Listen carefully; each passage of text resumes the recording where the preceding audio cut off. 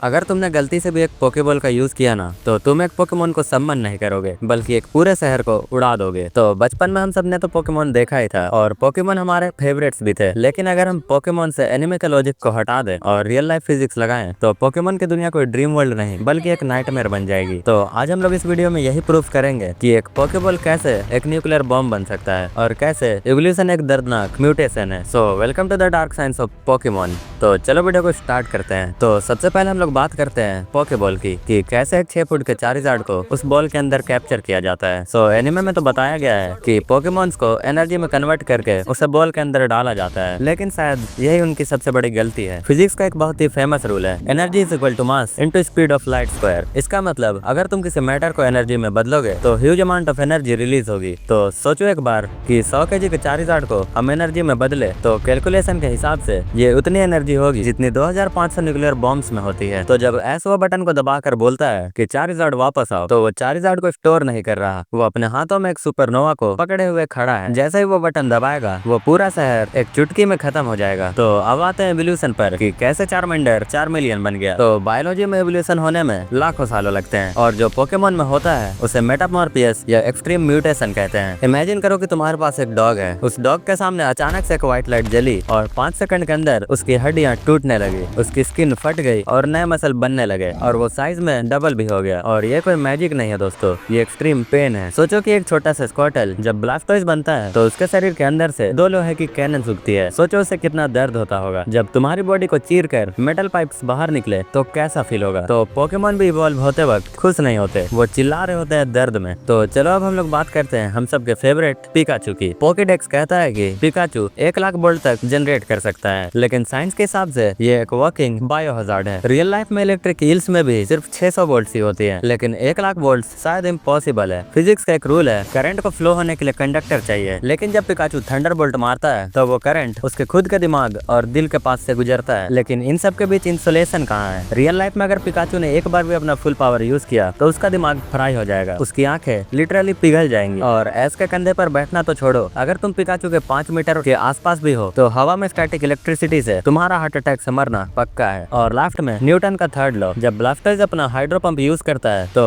Pressure physics के हिसाब से इतना तेज पानी फेंकने के लिए पीछे की तरफ उतना ही धक्का देता है, यानी रिकॉइल करता है। जैसे ही ब्लास्टोइज अटैक करेगा वो मिसाइल की तरफ पीछे उड़ जाएगा, उसका सेल इंस्टेंटली टूट जाएगा और उसकी इंटरनल ऑर्गन्स क्रैश हो जाएंगी। और वैसे भी हाई प्रेशर वाटर कैनन कोई मजाक नहीं है। तो अब इन सब के बीच सच क्या है। पोकेमोन की दुनिया में फ्रेंडशिप शायद कभी नहीं होगी। ये एक ऐसी दुनिया है जहाँ हम जानवरों को न्यूक्लियर बॉम्ब्स में कन्वर्ट कर रहे हैं, जहाँ हम लोग उन्हें म्यूटेशन के दर्द से गुजारते हैं और फिजिक्स के लॉ को पूरी तरीके से तोड़ देते हैं। तो शायद इन सब के बीच टीम रॉकेट बिल्कुल सही थी, जो इन पोकेमॉन्स को चुराना चाहती थी। कम से कम वो उन्हें बॉल में तो बंद नहीं रखते थे। तो आज के इस वाले वीडियो में बस इतना ही था। तो तुम लोगों को आज का वीडियो कैसा लगा कमेंट में जरूर बताना, और नेक्स्ट वीडियो किस टॉपिक पर देखना चाहते हो ये भी कमेंट कर देना। तो चलो मिलते हैं किसी नए टॉपिक के साथ।